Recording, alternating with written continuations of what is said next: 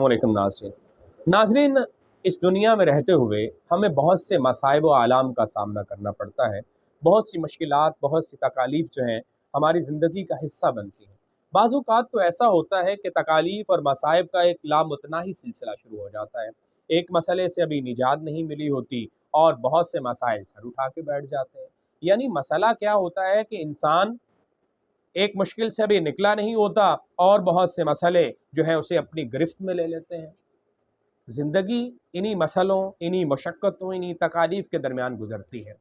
बाज़ औक़ात तो ऐसा होता है कि पै दर पे मुश्किलात, पै दर पे तकालीफ, पै दर पे मसाइब जो हैं इंसान को दिल बर्दाश्ता कर देते हैं, इंसान निढाल हो जाता है। लेकिन नाज़रीन, अगर गौर किया जाए तो इन्हीं मसाइब व आलाम में ही इंसान के लिए बहुत सी आसानियाँ भी छुपी हुई हैं, बहुत सी खूबियाँ भी छुपी हुई हैं।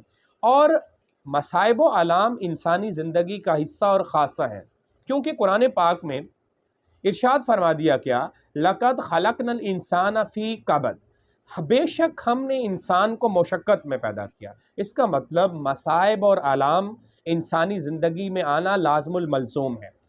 यानी मुशक्क़तों के दरमियान ज़िंदगी गुजारना इंसानी ज़िंदगी का हिस्सा और ख़ासा है। इसकी वजह क्या है? क्योंकि ये कानून फ़ितरत है और इस कानून फ़ितरत को नाज़रीन कभी बदला नहीं जा सकता, इसको तब्दील नहीं किया जा सकता। लेकिन ये मसाइब व आलाम आते क्यों? इन तकालीफ, इन मसाइब से दिल बर्दाश्ता क्यों कर नहीं होना चाहिए? क्या ये मसाइब व आलाम इंसानी ज़िंदगी के लिए कोई ऐसे दरवा करते हैं जो उसे कामयाबी और कामरानी की तरफ लेकर जाएँ? यकीनन ये कानून फ़ितरत है कि मसाइब व आलाम इंसानी ज़िंदगी में आने ही हैं।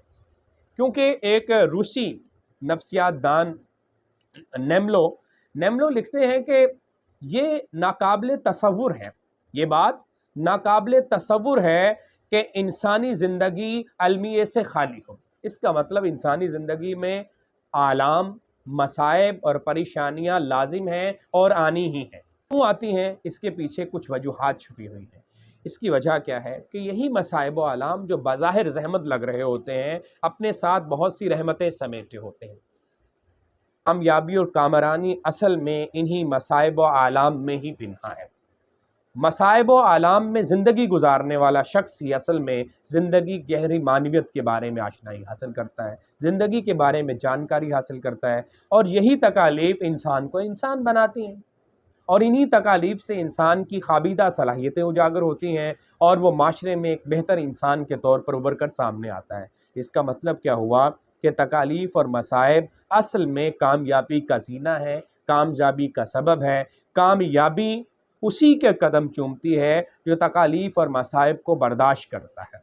इसका मतलब क्या हुआ? तरक्की असल में, कामयाबी असल में, तरक्की असल में इन्हीं तकालीफ और मसाइब के दरमियान ज़िंदगी गुजारने में है।